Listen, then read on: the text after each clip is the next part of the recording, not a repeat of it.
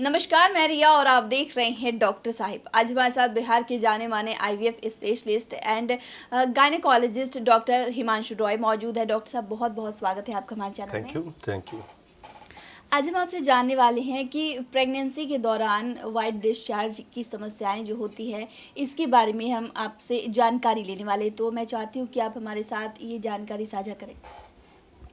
Pregnancy में जिन औरतों को पहले से ही वाइट डिस्चार्ज के प्रॉब्लम रहा है, उन लोगों में ज़्यादा कॉमन है कि प्रेगनेंसी के दौरान वो वाइट डिस्चार्ज हो।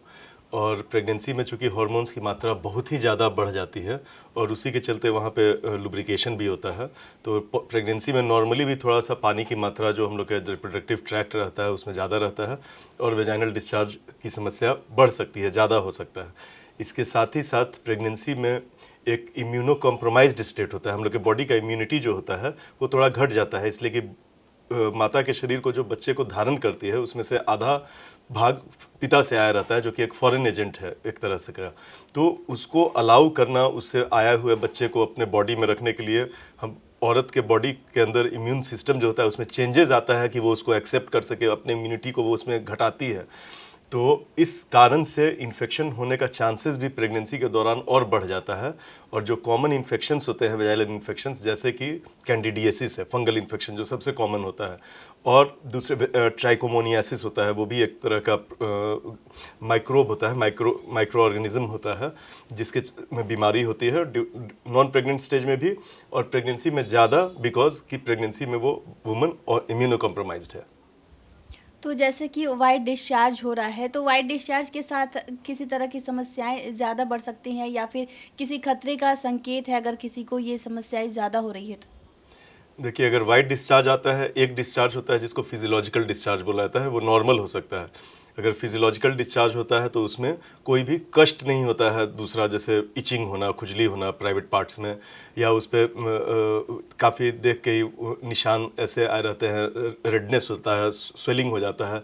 तो अगर रेडनेस, स्वेलिंग और इचिंग का कंप्लेन है तो ये खतरे की घंटी एक होती है। इसका मतलब कि कोई इन्फेक्शन हुआ है और प्रॉपरली उसको लोकल एग्जामिनेशन करा के किसी गायनेकोलॉजिस्ट से और उसका प्रॉपर ट्रीटमेंट जो एंटी फंगल एजेंट या एंटी ट्राइकोमोनियासिस एजेंट वगैरह चलाया जाता है।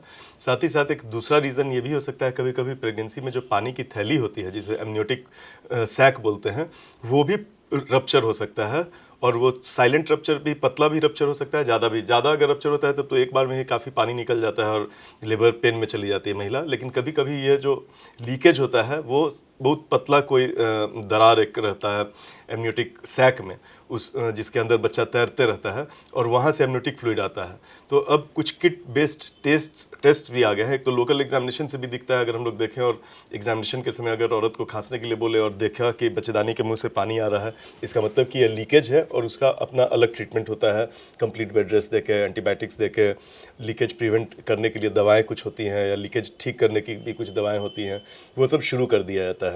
तो अब किट्स भी आ गए हैं जो कि उस एमनियोटिक फ्लूइड को टेस्ट, जो फ्लूइड रहता है उस डिस्चार्ज को हम लोग चेक कर सकते हैं कि एमनियोटिक फ्लूइड का डिस्चार्ज है या नहीं। इसलिए कि एमनियोटिक फ्लूइड डिस्चार्ज होना अपने आप में गंभीर प्रॉब्लम रहता है।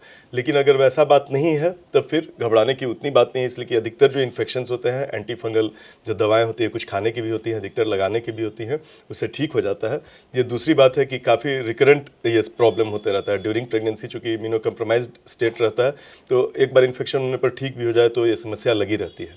साथ साथ कभी कभी बच्चेदानी के मुंह पे कुछ दूसरा इरोजन कहते हैं, जिसमें कि बच्चेदानी के मुंह का जो स्किन होता है वो चेंज हो जाता है, तो वो सबसे भी होता है। तो लोकल एग्जामिनेशन, कोई भी इस तरह का प्रॉब्लम हो तो एक बार एग्जामिनेशन करा लेना बहुत ज़रूरी है कि ये नॉर्मल चीज़ है या थोड़ा इन्फेक्शन है या कोई सीरियस प्रॉब्लम है। तो क्या ये जब ज़्यादा बढ़ जाता है, जैसा कि आपने बताया कि सीरियस प्रॉब्लम्स के बारे में, तो इससे बच्चे पे भी किसी तरह का खतरा हो सकता है? वेजाइनल इन्फेक्शंस अगर रहता है तो कभी कभी एसोसिएटेड रहता है कुछ इन्फेक्शंस IUGR से, जिसमें कि इंट्रायूट्राइन ग्रोथ रिस्ट्रिक्शन हो सकता है अगर ये इन्फेक्शन गर्भ के अंदर भी फैल जाए तब। और साथ में एमनियोटिक फ्लूइड में इन्फेक्शन फैल सकता है, यूट्रस में इन्फेक्शन लग सकता है। कभी कभी ये इन्फेक्शन काफ़ी गंभीर रूप भी ले सकती है, कभी ड्यूरिंग प्रेगनेंसी या आफ्टर प्रेगनेंसी काफ़ी इन्फेक्शन भी हो सकता है। बहुत रेयरली पेशेंट शॉक में भी, सेप्टिक शॉक में भी चली जा सकती है, लेकिन ये सब बहुत रेयरिटी है जिसमें नेग्लेक्टेड केसेस हैं या केस ख़राब अगर कोई हो जाता है उसमें अगर प्रॉपर स्टेज पे हम लोग ट्रीट कर दे तो ऐसा कोई समस्या नहीं आता है। लेकिन बच्चे का ग्रोथ कम होना, फ्लूइड कम होना जिसको ओलिगोहाइड्रोमनियस बोलते हैं, पानी भी कम होने के चांसेस रहता है, और प्रेगनेंसी का जो भी रहता है मेम्ब्रेन्स वगैरह रहता है उसमें भी इन्फेक्शन लग सकता है।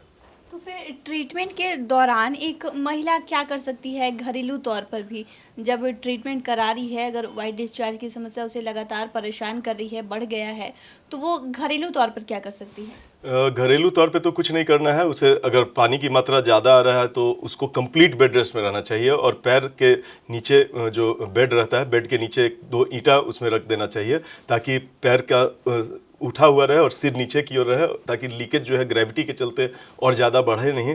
तो मेनली यही करना है, और कोई घरेलू नुस्खा उसमें नहीं यूज़ करना है। तुरंत डॉक्टर के पास जाना है, डॉक्टर के पास भी जाएं। अगर फ्लूइड ज़्यादा आ रहा है तो अच्छा रहता है कि कोई गाड़ी वगैरह या ऐसे चीज़ में जाएं जिसमें कि वो लेट के जा सके। बैठे बैठे काफ़ी दूर जाने पर फ्लूइड की मात्रा बहुत ज़्यादा भी निकल सकती है, और अर्ली स्टेज में ही डिस्चार्ज हो तो तुरंत दिखा लेना चाहिए कि ये नॉर्मल डिस्चार्ज है जिसको हम लोग फिजियोलॉजिकल डिस्चार्ज बोलते हैं, या ये इन्फेक्शन का डिस्चार्ज है या कोई खतरे की चीज़ है। अल्ट्रासाउंड से भी बहुत बार पता चलता है कि बच्चेदानी का मुंह छोटा हो रहा है तो इसमें लीकेज होने का डर ज़्यादा रहता है। तो शुक्रिया डॉक्टर साहब, जो आपने इसके बारे में, वजाइनल डिस्चार्ज के बारे में हमारे साथ जानकारी साझा की है, उसके लिए बहुत बहुत शुक्रिया। Thank you. तो आप डॉक्टर हिमांशु रॉय को सुन रहे थे, जिन्होंने प्रेगनेंसी के दौरान अगर किसी को वाइट डिस्चार्ज की समस्या हो रही है तो उसके बारे में जानकारी साझा की है। तो इस विषय में आपको जानकारी कैसी लगी हमें कमेंट कर ज़रूर बताएं। चैनल को सब्सक्राइब करें, फेसबुक पेज को लाइक करें। साथ ही डॉक्टर साहब से आपके क्या सवाल है हमें कमेंट कर या मेल के माध्यम से भेज सकते हैं। वीडियो देखने के लिए आपका शुक्रिया।